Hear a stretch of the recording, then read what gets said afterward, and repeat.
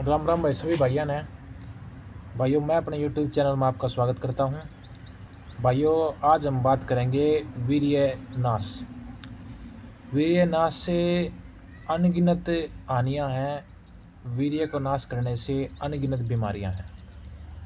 भाइयों इस वीर्य का नाश ना करें। ये हमारी ब्रह्मचर्य की पुस्तक में इसको अमूल्य रत्न कहा गया है। इस पदार्थ को, इस वीर्य को अमूल्य रत्न कहा गया है। इस अमूल्य रत्न को आप ऐसे ही व्यर्थ में अपने मनोरंजन के लिए निकाल कर फेंक रहे हो तो ये भाइयों बहुत बड़ा पाप है। ब्रह्मचर्य की पुस्तक के अंदर इसको पाप कहा गया है भाइयों।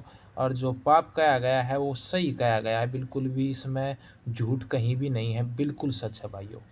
थोड़ा सा आप दिमाग लगा कर देखो, आप गहराई में जाकर देखो।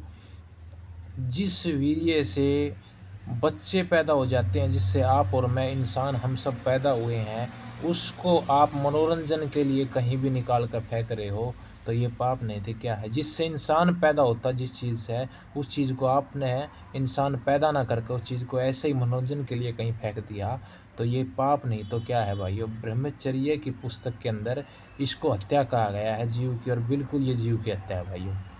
इसका नाश ना करे भाइयों। सभी युवाओं, बच्चों से मैं हाथ जोड़ के विनती करूंगा, और युवा क्या, हमारे जो समाज के जो ज़्यादा उम्र के लोग हैं वो भी इसको मनोरंजन का साधन समझ गए इसका गलत प्रयोग कर रहे हैं भाइयों।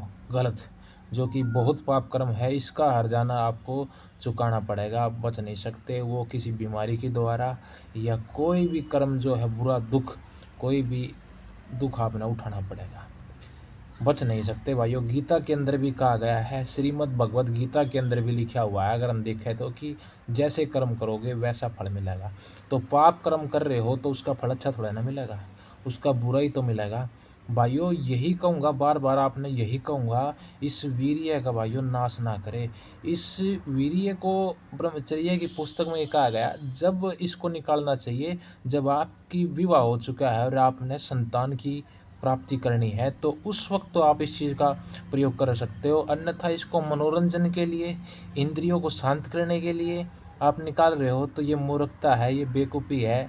कहा गया है, भागवत कथा के अंदर भी कहा गया है कि भोगों से भोगने से संतुष्टि नहीं होती, भोगों का त्याग करने से संतुष्टि होती है।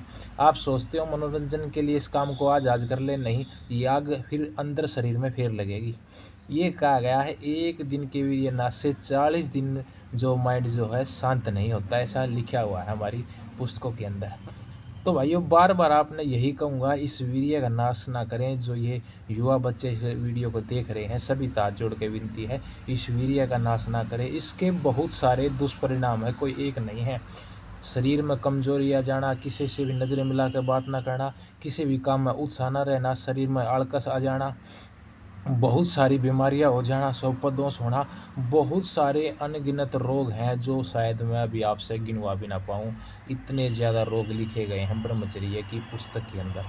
तो जीवन के अंदर कोई भी सफलता प्राप्त करनी है तो ब्रह्मचर्य का पालन करना बहुत ज़रूरी है। हमारी धार्मिक पुस्तकों में लिखा है कि ब्रह्मचर्य के तप से मौत को भी जीता जा सकता है। देवताओं ने मौत को जीत लिया गया है, ऐसा लिखा हुआ है हमारी गीता के अंदर। बार बार सभी भाइयों ने यही कहूँगा कि वीर्य का नाश करने वाला अपनी मृत्यु की, अपनी मौत की तरफ जा रहा है, अपने हाथ से अपनी मौत की तैयारी कर रहा है वो। और ये सच है भाइयों, झूठ इसमें कहीं भी नहीं है। आप लगातार इस काम को 10-20 दिन या एक ही दिन में इतनी बार आप करके देखो तो देखोगे शरीर जो है, शरीर में बिल्कुल भी ताकत नहीं रहेगी। एक तो आप ये बन किस चीज़ से रहा है ये समझो ना, आप ये खाने से बन रहा है, ये भोजन से बन रहा है। एक तो भोजन से बना के इस चीज़ को आप मनोरंजन के लिए कहीं गिराया, तो भोजन का अपमान, और ऊपर से आपने जीव की हत्या कर दी किसी इंसान की, ये अपमान। भागवत कथा के अंदर तो ये लिखा गया है, भागवत कथा में तो ये लिख दिया गया है, विवाह नहीं हुआ है जिसका, उसको ब्रह्मचर्य का पालन करना चाहिए, एक भी बूंद को गिराना नहीं चाहिए। ब्रह्मचर्य की पुस्तक में तो ये लिखा गया है भाई, इसको सिर्फ संतानोत्पत्ति के लिए प्रयोग करें, अन्यथा इस वीर्य को ना गिराए। सभी भैया हाथ जोड़ कर यही विनती है, इस वीर्य का नाश करना मतलब बहुत रोगों की उत्पत्ति करना अपने शरीर में। तो भाइयों आप देख भी चुके होंगे इसका परिणाम, अगर नहीं देख चुके तो आप जीवन में कभी इसका परिणाम देख भी लेना भाइयों आगे। तो सभी भाइयों हाथ जोड़ कर यही कहूँगा वीर्य नाश ना करें, इसका कोई फायदा नहीं है, इसमें नुकसान ही है। सभी धर्मशास्त्रों ने, ग्रंथों ने इसकी मनाही की है भाइयों। अगर कोई भी प्रश्न, कोई भी बात हो ना आपके मन में, तो बेझिझक आप कमेंट सेक्शन में बेटा पूछ सकते हो। उस प्रश्न का शास्त्रों के अनुसार बिल्कुल आपने उत्तर देने की कोशिश करेंगे। अंत में भी फिर ये कहूँगा, इसका नाश ना करें भाइयों।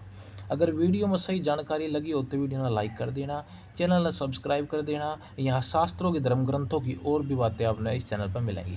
अंत में सभी भाइयों ने यही कहूँगा, सुबह बोलो शाम बोलो, राम बोलो राम बोलो, जय श्री राम।